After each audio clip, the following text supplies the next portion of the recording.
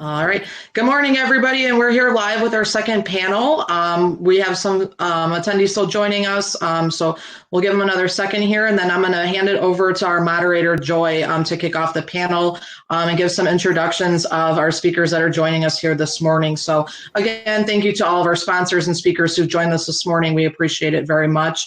And to all of those attendees that are joining us live, we hope they are enjoying the event, and we look forward to seeing everybody live next year. And Joy, I'm going to turn it over to you. Thank you. Great, thanks so much. Good morning. My name is Joy Adrogete, and I'm the Chief Executive Officer at Bickerdike Redevelopment Corporation. We're a 53-year-old not-for-profit community-based development corporation, and who works in the near northwest side of Chicago. And we've developed over 2,000 units of affordable housing, both rental and for sale. And I have the honor of being the moderator for our panel this morning. And I want to introduce our panelists today. And let me start with Kurt Albison. I'm sorry, I think I said that correctly. And Kurt is foiled by paper.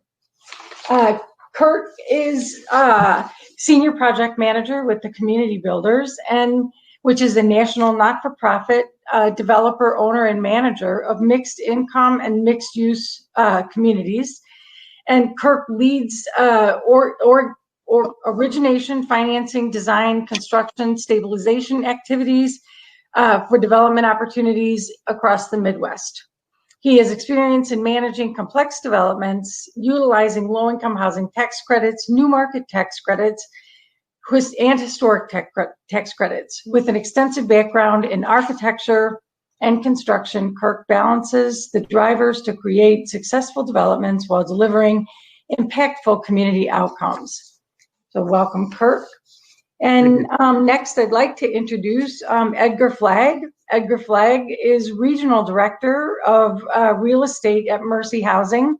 And Edgar is new to that position, but certainly not new to affordable housing development. He brings proven experience, creative thinking, financial modeling, and analytical skills gained while working for and with principals of private real estate development firms and a large publicly traded REIT. His hands-on experience encompasses the financing, development, and construction management of new and rehabilitated affordable housing, retail, and office projects throughout the country.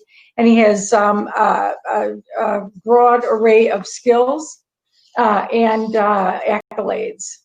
Next, I'd like to introduce Robert Nataki, who is partner at Urban Works. He has over 33 years of experience in the fields of architecture and facilities management, including facilities roles at Abbott Labs, Northwestern University, and University of Chicago. Rob has been a principal with Urban Works for over 16 years, functioning as its operations and QA/QC manager with a focus on affordable housing and university clients. And Urban Works certainly has an important footprint in Chicago. They are a well-known and well-established architectural firm working for many years in the city. Last but absolutely not least is Peter Raphael, who is Managing Director of D.A. Davidson and Company in Chicago. He has been involved in the municipal finance sector for over 30 years, specializing in multifamily housing and project finance, and he is certainly our numbers guy for this morning. So welcome, and thank you to all the panelists for being part of today's conversation. And my first question that I would like to pose to all of our panelists is, what role does the creation and preservation of affordable housing have in revitalizing neighborhoods? And I will leave it to the first one who wants to speak. Kirk, do you want to take that one? Get us rolling on an alpha order? Sure. It's something TCB, the Community Builders, did recently in Aurora. Aurora is a revitalizing community. It's in the past struggled, but in the last 15, 20 years, done a great job to turn their downtown around. But part of the challenge they have is that the rents aren't at a level that can support new construction. And so part of the role that we took with the city was to come in and use affordable housing as a little bit of a carrot to help create new revitalization effort, new economic development in the downtown, with both affordable housing, mixed income housing. We did actually a School of Arts, and using that as an opportunity to help promote the downtown as a viable place for new development. And as a result of that, not just because of this, but because of many other efforts that the city is doing, the downtown, their rents have started to go up, and now they're pushing $2 a square foot, which is close to where suburban developers, I think, would need to be to look at new development opportunities. In fact, after our development went in a couple of years ago, there's been about 100 new units of market rate development that have gone in the downtown, which is the most new development that's happened in the last number of years. And that's all been adaptive reuse, but it paints a picture in terms of just pushing the scales a bit to help with revitalization, so it can be viable not just for affordable housing developers, which is easier for us to do because we're not as dependent on rents per square foot, but it helps as an economic driver to promote new development. Great. Edgar, what role does the creation and preservation of affordable housing have in revitalizing neighborhoods? Sure. I think I like to just share. Mercy's core values are respect, justice, and mercy. And in the broad picture, reflecting on this question, we view housing and affordable housing as a form of social justice, and so the ability to create and preserve is beyond serving the need. It really is part of larger core values that we feel that need to be stressed and worked on in communities. And so we definitely see it as more than just providing of a affordable home. Great. Peter, what role does the creation and preservation of affordable housing have in revitalizing neighborhoods? We are seeing more and more of the creation of affordable housing with in areas where in the past the larger developers had come in and tried to essentially evacuate lower income type housing, and that is something I think that finally the governmental entities, people like IDA and other issuers are finally realizing that's just not the right way to attack low-income housing. So we're very happy to see that the municipalities and others are trying to incorporate low income in with the moderate and market rate income. And I think it's a trend we're going to see more and more of as we go forward. Rob, would you like to add? Absolutely. We have an example just recently completed where we converted a former recently closed CPS public school into 50 units of senior housing in the West Pullman community, a community that really is desperate for investment, also desperate for appropriately sized housing for people who are having difficult times either paying the taxes on their single family homes or just simply looking for an opportunity to stay within their community.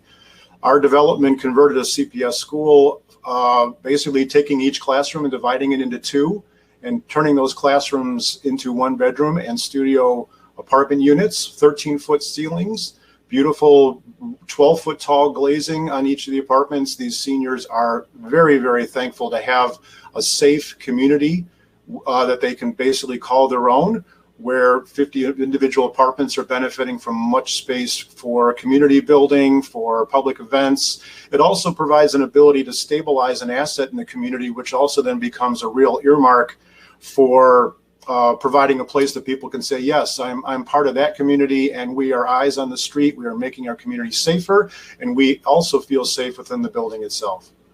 Mm-hmm. Okay.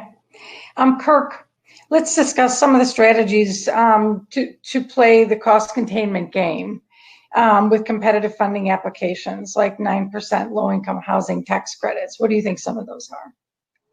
Sure. Well, anybody that has gone after 9% credits knows it is not easy. I mean, it's not easy no matter what industry you're focused on in design and construction and development. But from our standpoint, we look at maybe on two sides of the equation. One is from design, and these are things Robert can speak to intimately.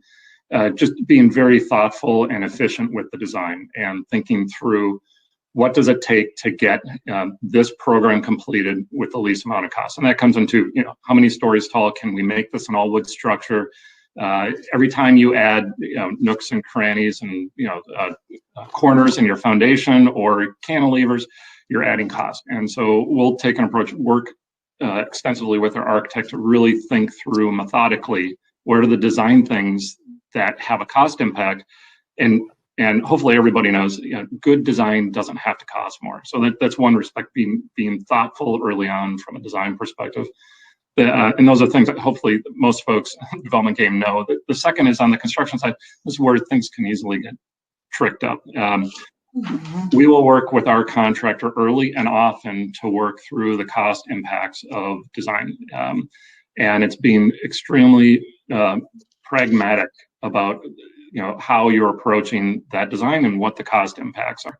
And is there another way to get it done at a more efficient cost?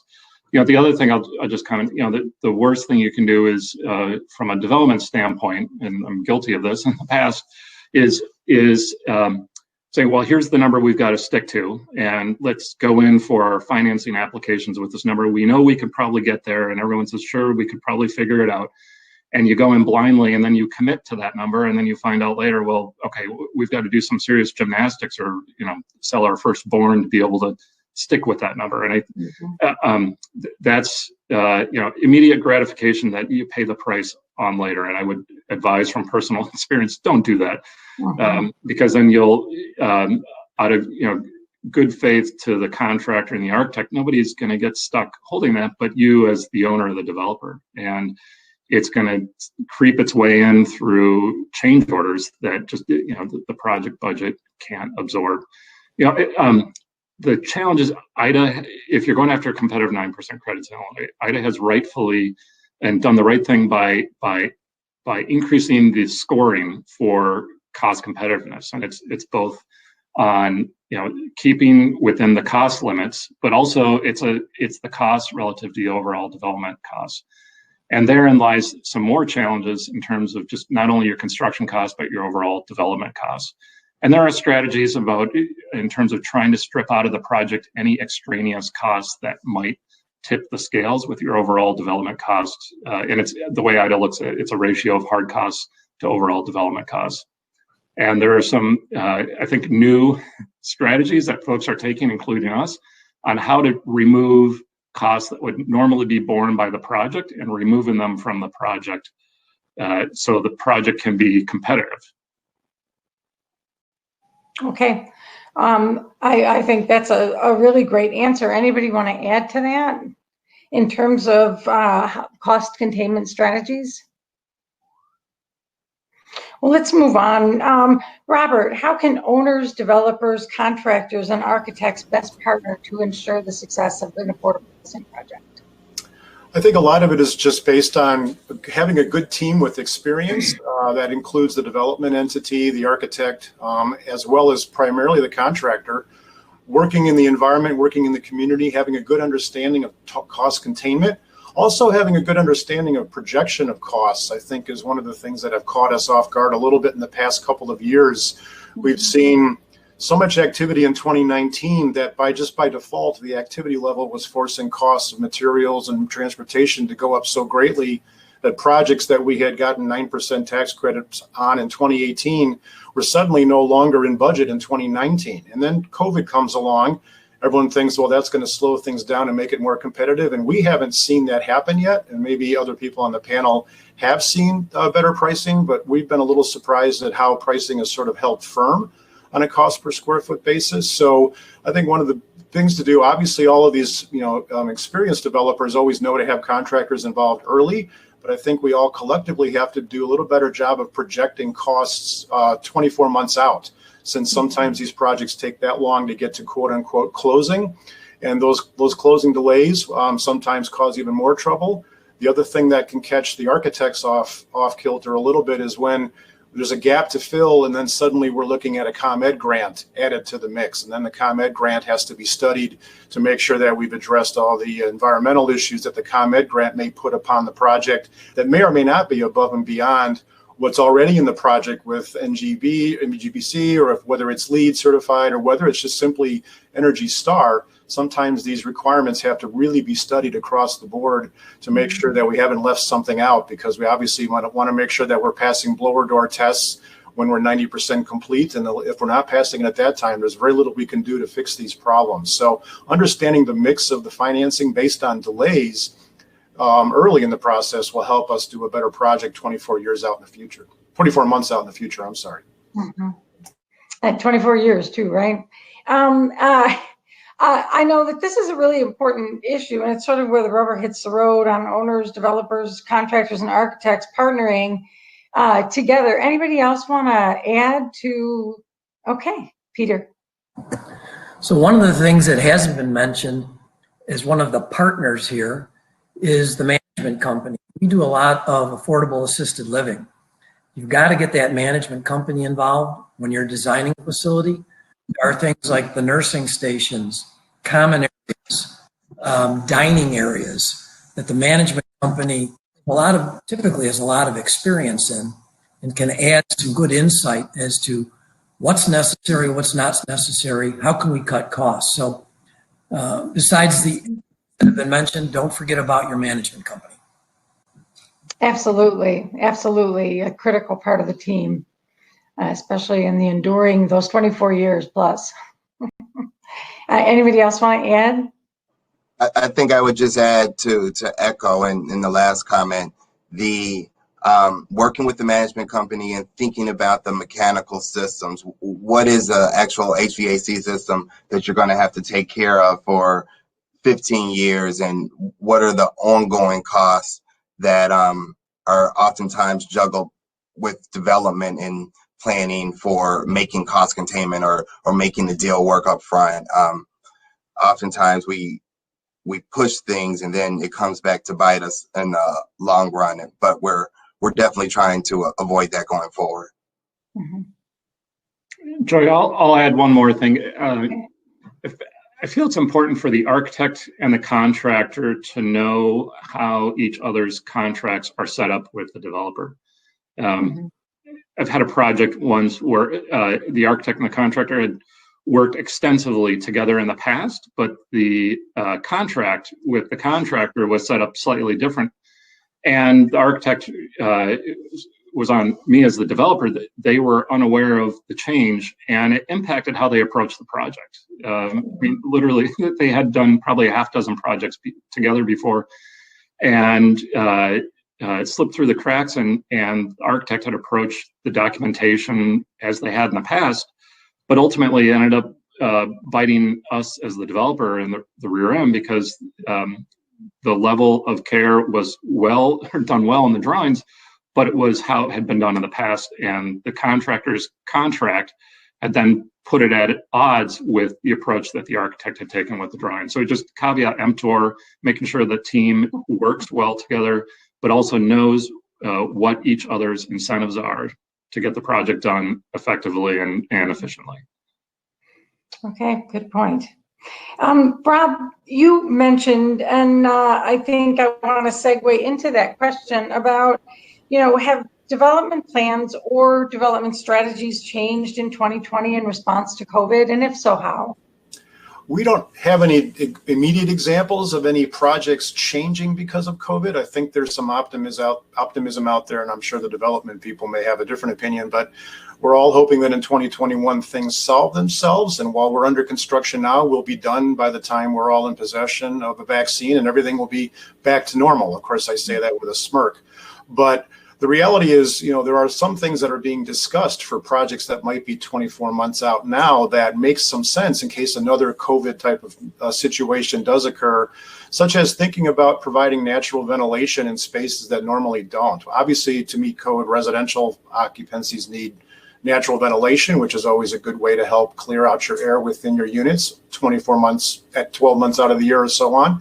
But sometimes the office areas of those buildings, the community rooms, the other shared spaces sometimes are sealed up and they have their own mechanical systems that really don't provide that. So two approaches might be providing much greater filtration in those systems, which costs more money up front and costs more money to maintain, but ultimately provide a little healthier environment, especially in senior housing operations. Another option is to literally put operable windows in some of those open area community areas as well, so that you have the ability to naturally ventilate some of these areas that you normally wouldn't consider natural ventilation being a solution. I think going forward does make a lot of sense to think about that. Absolutely. Edgar, what are your thoughts on how COVID has changed, if at all, the way that we do business in 2020? Well, what's interesting is I am looking at a deal recently funded where in a small building we fit in the typical small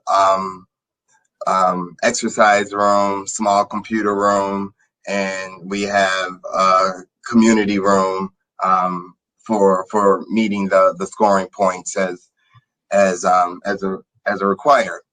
But now as we look at the space and we think about, one, we need more space to work with our residents when doing resident services in our building. And two, thinking of the fact that right now, all of our small exercise facilities, sometimes in some places aren't used as much, now are even locked off. We really would prefer to not lose or call it waste that space on something that might be locked off. So we're definitely rethinking if there are other amenities to trade off for or to consider. Of course, having to meet the standards of the allocator, but looking at going forward and what if something like this did happen again. Sure. Anybody else, Kirk or Peter, want to add to the COVID? I'm happy to, it's not necessarily a conclusion, but it's something that we as a company have started talking about, is especially as it relates to the tenants that we serve in affordable housing, and specifically for the very low and extremely low incomes, that the lasting effects from the pandemic, there is a fair amount of mental health needs that will not go away, that this profile of tenant already comes to the table with, but it will only be exacerbated because of the lingering effects of the pandemic. And it's and there's the term trauma-informed design, and I don't know anything about it. We're just really getting into it as a company, but it's something that I think it's something all developers and architects should be asking. What are these things that will, all the things we talked about with design as it relates to health, but then there's the mental health outcome of a pandemic with lost jobs, with just social distancing, folks that are marginalized in our communities already, and that will only be more so because of the result of the pandemic. And how can we have trauma-informed design to help improve the lives of the residents, more so than just a bedroom, a living room, a kitchen, and a front door? And I think those are all important points. Peter, I don't know if you wanted to add anything. COVID is something that sort of touched all of our lives, no matter what our vantage point is. I think the biggest issue we have with COVID right now is leasing, not for projects being developed, but for projects that are either in lease up or we're trying to maintain our occupancy. And that's been a little of a dilemma. I don't have the answers. I know we've been fairly successful. A lot of that has to do with the management companies. And I don't know if there is anything going forward in the development or planning of these facilities that we can do to help this in the future. The goal or the hope is that COVID is over. We don't have to deal with it. But I'm sure there's a lot of developments now that are struggling just to get people through. It's interesting to see how hopefully this all returns to normal after COVID. Amen. And I would say, as moderator, and having closed 2 projects in the last couple of months, that one of the things that we're finding on the construction end is just the challenge of getting materials and keeping a project moving and on time. I think is one of the immediate challenges. And so I think those are thoughtful answers for the short, medium, and long-term issues with COVID. And so somebody mentioned, and I think that it's really critical, I wanted to ask Kirk, how can we improve the resident experience in affordable housing developments? Yeah, thanks, Troy. So this is a topic that is near and dear to TCB's heart.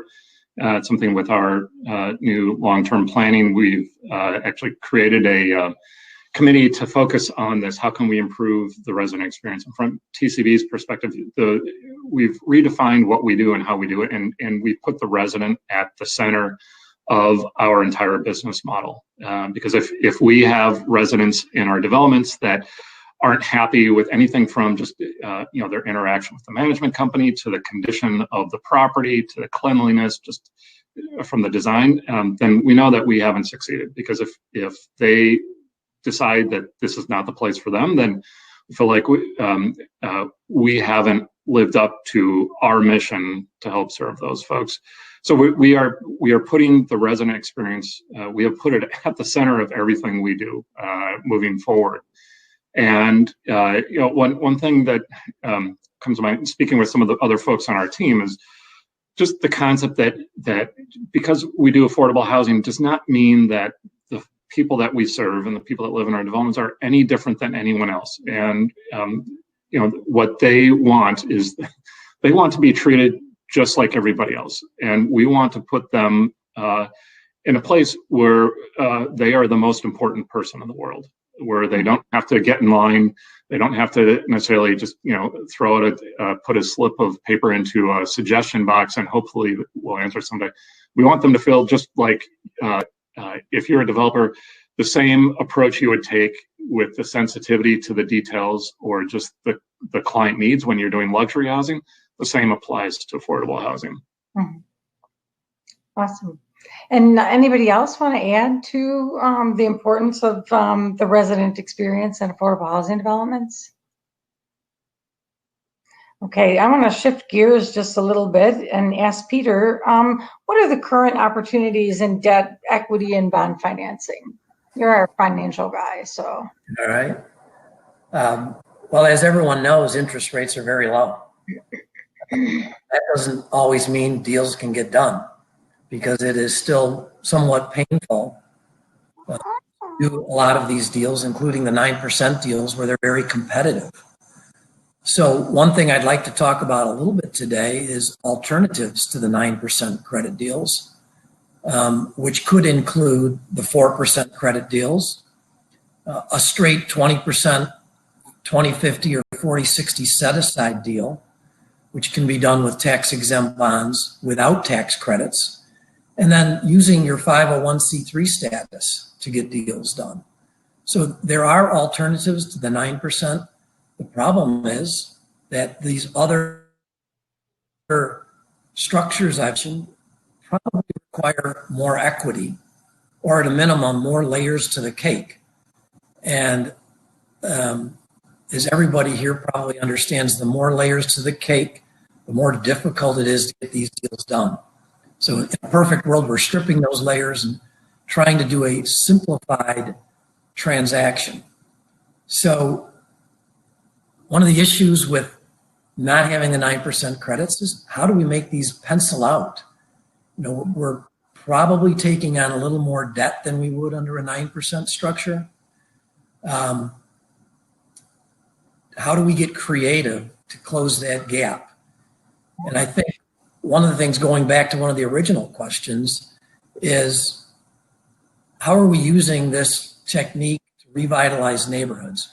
We don't need a facility in each and every instance that's 90 to 100% low or very low income.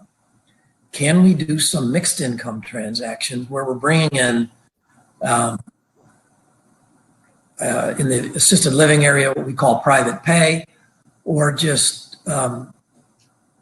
straight up market rate individuals. Those tend to pencil out because we're only setting aside, again, 20, 40, 50% of the units for low income. So I think, especially as we get away from the inner cities out into the suburbs or suburbs, I tend to think that the mixed income models can work better and help with the neighborhoods without the stigma of, not in my backyard, please. So again, people need to open their views, look at the 4% credits, look at just a 20 or 20, 50 or 40, 60 deal. And let's also use our ability to issue tax exempt debt under a 501c3 structure, provided that we can bring in that equity to make these numbers work. Okay. Any others want to add to opportunities in financing? So Peter's our financial expert on the team. So let me go to Robert or Rob. What design and construction tips and tricks help mitigate the potential for change orders? That's a really difficult question to answer. I think a lot of it has to do with having a good understanding of the site that the project is going to be built on. We've had a number of projects of late where not enough environmental research had been done, and because of that, we've come in with change orders relative to environmental cleanup that could have been avoided if a more robust analysis of a phase 1 or phase 2 had been accomplished. So the last thing we like to have happen, especially when we have the Department of Housing in Chicago or IDA looking over all of our shoulders as we do these projects, is to come out of the box and then the first day you dig a hole and you find a surprise, right? That already starts a sort of a bad trend that will only work against you, and it'll take you 10 good newses to address the one bad story, right? So one of the things to do is make sure that there's a robust upfront analysis of the site that you've either obtained, purchased, or maybe even received from the city of Chicago. Make sure that the owner, the contractor, and the architect have all made sure that we've addressed any surprises that may occur in your quote unquote free piece of property. It's often free for a reason. I think you should always assume bad news. Moving forward, working hand in hand with the contractor from day one, understanding that there's going to be pressures on the budget, especially as projects take longer to construct, where it's unfortunate that we often have to do value engineering efforts, at the 75% construction document phase because new numbers are coming in. And at that point in time, you've already sort of, the ship has sort of sailed with respect to mechanical systems, plumbing systems. So where do you cut? You start cutting on the facade. You start cutting on finishes. You always have to realize that we also, as architects, think about not just upfront costs. We're also very aware that the owners and operators of these buildings do have to deal with poor finishes later in time. The last thing we want to do is, value engineer an exterior finish out that ends up being a maintenance problem within 10 years, where if we went with the original product planned, it probably could have gotten 30 years of life. So we want to make sure that as we work with the owners and contractors, we're thinking not only about short-term savings, but we're actively at least making sure that the conversation about long-term operations will be affected by the lessening of finishes that late in the game. That's also true for interior finishes as well. We've all seen projects where the vinyl floor wears out within 7 years and you find yourself replacing it 3 or 4 times in the first 15 years of operation, where if the more quality product had been put in, that product would still be doing okay. So we're constantly, as architects, thinking, we always think about what's happening today, but architects are really responsible to also be part of the conversation of looking for long-term cost, intelligent decisions that make the most sense, and trying not to value engineer the aesthetics of the building. Like Kirk had mentioned, it is about architecture. It's about providing a home for these people, and it doesn't want to look like a second-class facility with third-class finishes. It's our responsibility to make sure that these people have a living environment that's as good as their neighbor next door. Others want to add to the what design and construction tips and tricks can help mitigate the potential for change orders. And I know that all of us can speak on this because change orders are the thing that we're always incredibly conscientious about and hoping to avoid on any project. Any strategies that others would like to share? Kirk? Well, I'll add to what was just said. One strategy we've started to employ is the concept of doing competitive unit price allowances for the site work, and not just for the base scope of work, but we'll work with our engineering team early on and figure out where the potential trouble areas are, and we'll build into the contract, let's say, 100 cubic yards of suitable soil, removed and replaced, or unsuitable soil. We'll figure out with our environmental engineering, our engineering team, what the requirements are or what the risks are, and we'll build that in from a competitive standpoint. So that way it's built in as an allowance, and if you use it, you have a competitive price from the subcontractor to be able to know in advance, okay, well, it could be this bad, and let's build that into the contract. If you don't use it, then it's an allowance, it's a credit back to the contract that you could apply to other things that could be a betterment, or at least just help absorb other costs in the project. I mean, as anyone's involved in development probably knows, the biggest risk that you run is with your site work, like Rob had said, and building that into the base contract not only preserves your construction contingency for other things, but it also mitigates some of that risk because you're making those assumptions, you're building in that contract early on that if you will have those extra costs for site work, then it's not going to move the needle on your overall contract price. Mm-hmm. Okay, others want to add? What comes to my mind listening to this is the old time adage of like measure twice, cut once, and so much the right amount of time spent in the pre-construction phase.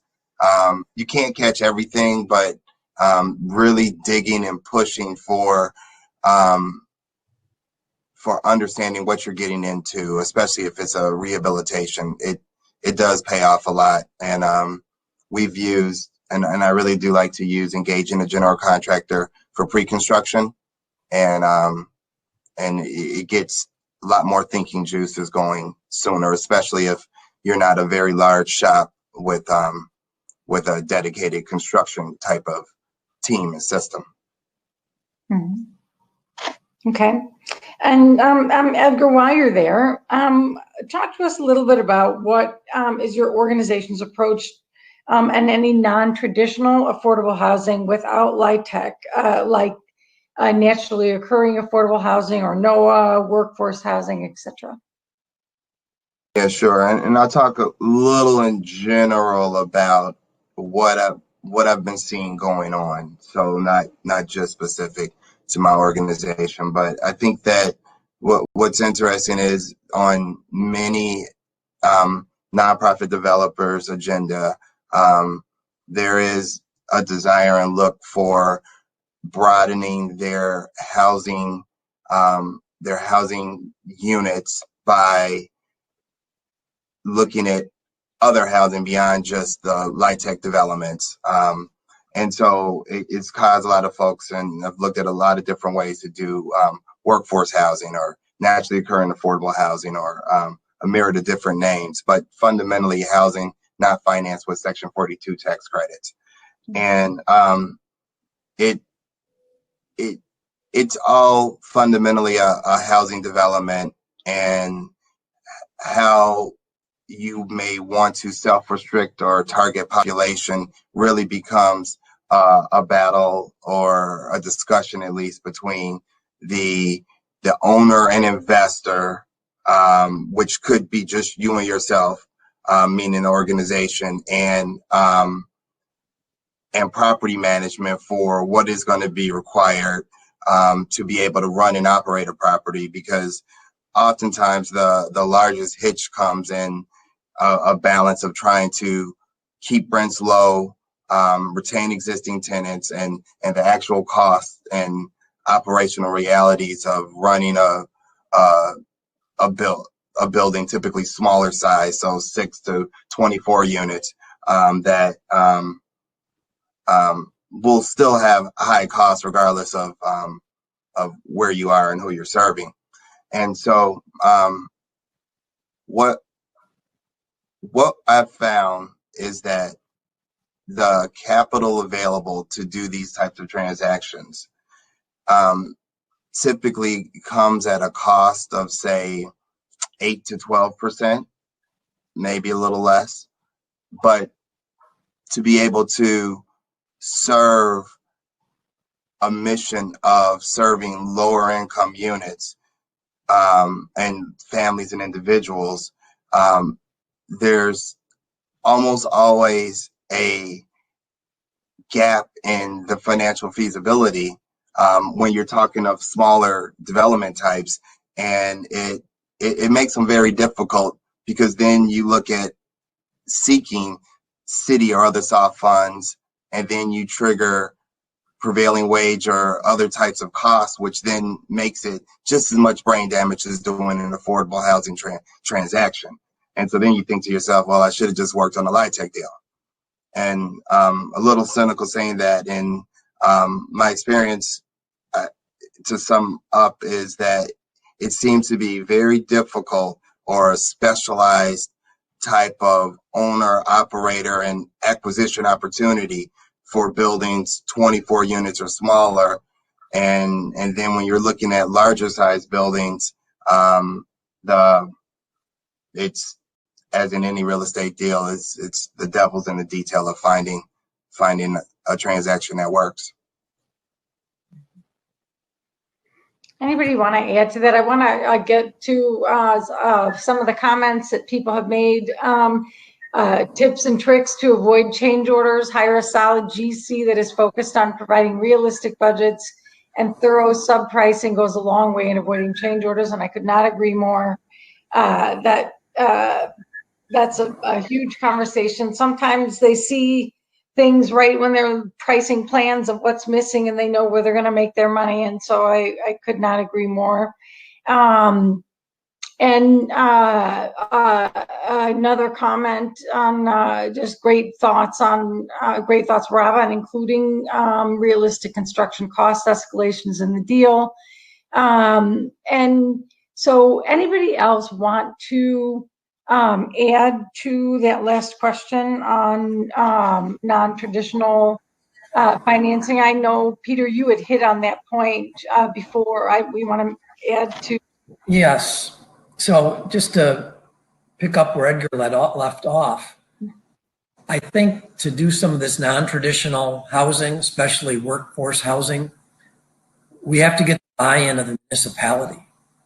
And the municipality can help in that they may have excess land that's available. They may be able to do some tax increment financing, even though that might trigger some of the wage and labor issues. But historic tax credits, things that are short of LIHTC. But if you don't have the buy-in of the municipality, in my opinion, it's very difficult to make these deals work. So if I'm looking, if I hear there's a need for this, my first stop is sit down with the municipality. What do they have to offer? Because without their buy-in, it's going to be a long road. Yeah, I'll agree with what Peter said, right? I mean, you can have the best market study. It could have the most significant need or just the most significant impact on a community, but without the community or without the municipality's support, it's going to be a fight. And a lot of the time, the fight could end up in a lawsuit. Most likely, people will give up because of just the cost to try to get the project completed. But the other key thing is the municipality brings to the table lots of soft funding sources, and the big ones, especially in affordable housing, would be home funds if the municipality has access to home funds. But there's others in terms of capital development, block grant funds, TIF funds, those sort of things. I would encourage anyone that is looking at affordable housing to explore the various financing options and not just assume it's only 9% competitive credits that are the main game, although that's the most lucrative, although they're highly competitive. But through IDA has donation tax credits through the Illinois Affordable Housing Tax Credits program, which is great. Essentially, land can get donated, and that turns into equity, which can be leveraged into the deal. Like Peter said, historic tax credits are an automatic go-to if you have an adaptive reuse building. There's a lot of options out there, and it's you need that primary funding source, the 4% credits or the 9% credits, generally to help make a deal work. The other one that is becoming more and more popular since IDA's really started pushing it is the permanent supportive housing. Now that's a different population type than just straight up affordable. It's folks that have disabilities or are homeless or at risk of being homeless. But that's a program where IDA's really focused on providing funding, and that's something I'd encourage folks to look at. But that is for specific groups of folks that have disabilities or have needs. So it wouldn't be an one size fits all sort of here's an affordable housing development. And so I want to ask one last question, because this is a really good conversation. And that is, and then I want to take some questions from the audience. And what are the best practices for marketing and lease up of affordable properties? One of the things that we heard Peter say is that, especially during COVID times, this has been a real challenge. This is an issue really near and dear to my heart, not just because property managers are the real heroes of keeping our affordable housing developments in good shape and leased up and with rents collected, but because marketing matters with respect to who lives in our housing. And a lot of the methodologies in marketing don't always lead to necessarily serving the people we intend. And I think one of the challenges with COVID is that our leasing will more likely be done electronically to the greatest extent possible. It's just, we want to use the internet as much as possible, just like we're using today for this panel. But it's not always the best way to, in particular, reach the Latino community or the Black community or other communities of color. And so talk a little bit about, and I know I just peppered that a little bit, but talk a little bit about best practices for marketing and lease up of affordable housing, because it's a little bit different than market rate, I think.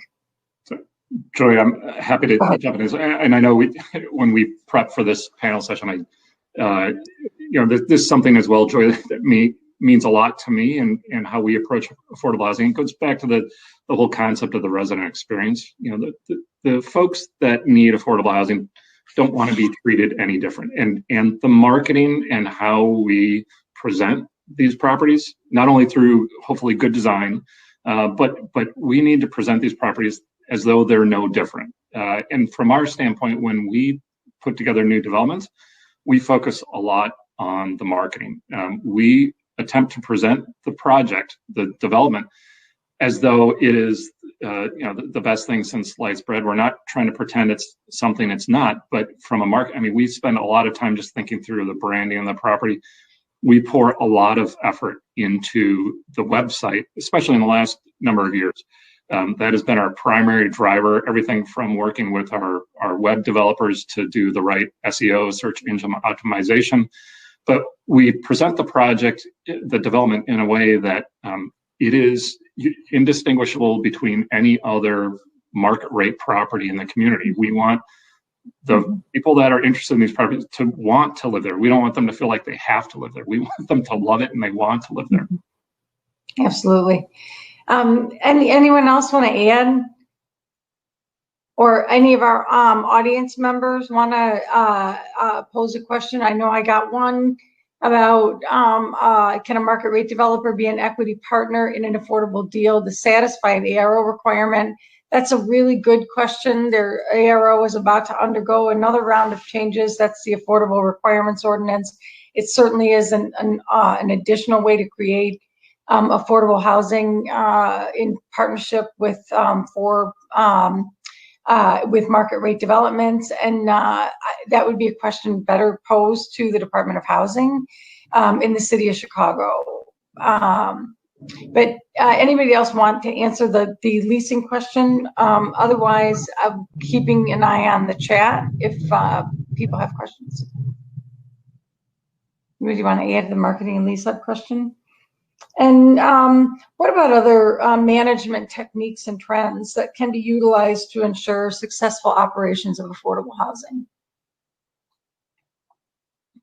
I think I'd like to add to for the management and leasing, and it sort of works on both, which is we utilize resident services and try to provide those at many of our developments, and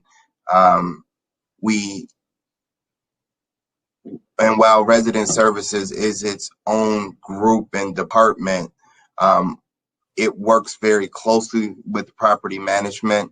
And now, especially in how we had to respond to the pandemic and such, many of the roles and many of the ways that resident services was working with the tenants in the buildings was complementary with what was needed for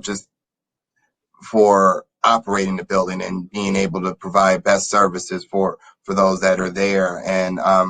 And as we look at how we now get the word out, because yes, we experience the same, that sometimes the internet is not always the best medium in all communities and for all groups. Relying on and working with partners that just have other ears that they access is what we're learning, or not learning, but what we're having to rely more on. I'd like to. I'm sorry. I'd like to just second what Edgar just said. So, similar to Mercy's resident services, TCB has a group called Community Life, and I always describe them for folks that aren't in the know on how things work.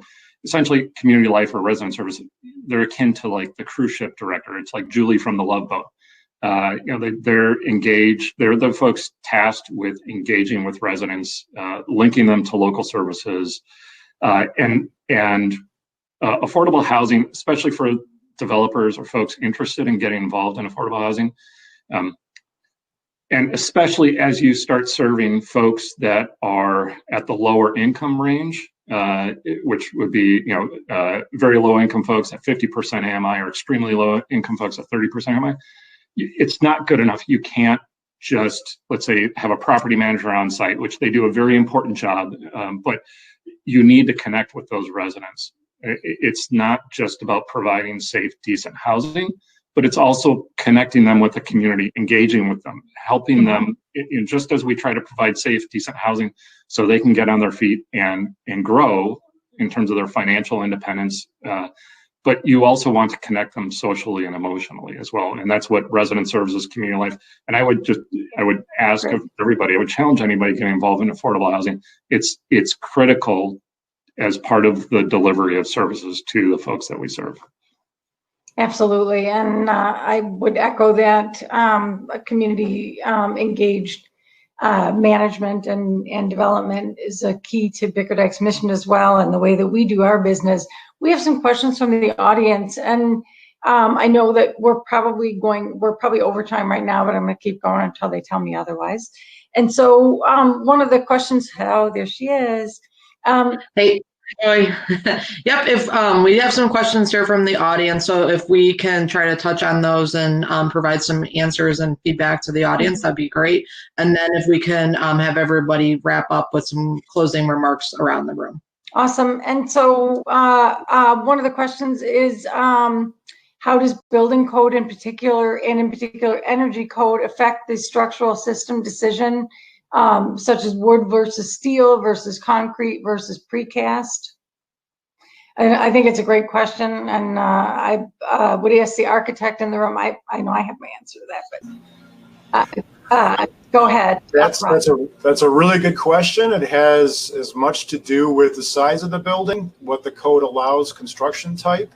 the weight of the building, the foundations, and what's available to be put in the ground to support the building, all weigh into the decision of how to construct the building. I hate to say it, but sometimes it's the foundation design often drives what the building is built out of, and then the energy code has to simply be adopted to that product. We're doing a full precast building in Evanston right now that began construction last week. And the reason we're building it out of precast is because it actually has a integral parking garage built within it. And the decision to go precast was driven strictly by parking needs, not anything to do with energy, not even anything to do with speed to construction. It had to be driven by something completely outside of anything that we normally would do for an affordable housing project. So we like to look at, the factors in construction that drive the construction type. Often, unfortunately, has nothing to do with energy code. It's usually energy code is sort of a secondary to that. Another question is, leasing is moving online. How do we assure that those with limited internet access or skills have the same opportunity to move into our affordable housing opportunities? And I think that this is really a very important question, because we are facing this every day. And I think, there has to be an opportunity, and if you're going to make that requirement, then I think it's best met with the ability to facilitate and assist people to make those applications online, which means your property managers have to be willing to sit with people. But I want to ask if any of our panelists have any suggestions. We're going through this right now. I've got a project that is pre-leasing in the next couple of weeks, and we're having a lot of heart-to-hearts with our property management team in terms of what is a safe way to still allow those folks that have the limited internet access while we're ramping up our, let's say, online application processes. The market rate development side has been well in that arena for a long time, but it's a lot of affordable developers, including TCB, have been reluctant to go there because of just the ability for the folks that have the most need to have that access, and it's a dilemma. It's hard, but from our standpoint, it's ensuring that we are marketing and allowing access through multiple different means, so we're not excluding or marginalizing anyone that has those limited resources. Mm-hmm. And another question, any thoughts from the panel on how IDA's hard cost limits can better keep pace with realistic market-driven construction costs? And this is one of those government questions. So let me ask which of our panelists would like to answer. I don't want to monopolize, but I'll give you my 2 thoughts. And this is it's a hot topic for everybody, and I love that IDA is focusing on it because it's important. And the challenge, though, is that by, let's say, and I think up to 10% of the scoring for the latest QAP is focused on costs. And the challenge is that developments that, let's say, are suburban, greenfield, low cost, will outscore in this area compared to developments that are, let's say, TOD, urban, that have a lot of other bells and whistles, but requirements that allow them to be. And the unfortunate outcome is that the developments that can have more impact are penalized when we just look at hard cost caps. And, to Tom O'Brien's question, I would say, and I know IDA's tracking things, but I look at IDA's hard cost limits on a per unit basis as a goal. That's how I interpret it. But unfortunately, it doesn't reflect reality a lot of the time, and so it's an ongoing dilemma. I encourage everybody to keep talking about it, so we hopefully can try to help solve for this dilemma. Because I agree with IDA's approach on incentivizing cost savings, but we've got to create an environment where it's not penalizing projects that have impact. Absolutely. And I think we're at about time here. And I know Alyssa is going to be coming on any second. There she is. And so I want to thank the panelists today for a really thoughtful conversation. I think affordable housing, Chicago is already a high-cost city. I think that it's, notwithstanding our current moment in time, we still are challenged with increasing costs in some neighborhoods or many neighborhoods across the city, and even in some of our suburban areas. And so I want to thank everyone for their thoughts. Thank you. You have been a fabulous audience, and for your thoughtful questions. And I'm going to turn it back over to Alyssa. Well, thank you, Joy, and thank you, everybody, for joining us this morning. This was a very insightful panel, and we appreciate everything that you were able to share with us and all of the attendees. So, like we said, we look forward to seeing you all again next year. Hopefully, we will be live. But until then, stay safe and be well. And thank you again for joining us this morning. Thank you. Thanks. Thanks. Bye, everybody. Bye.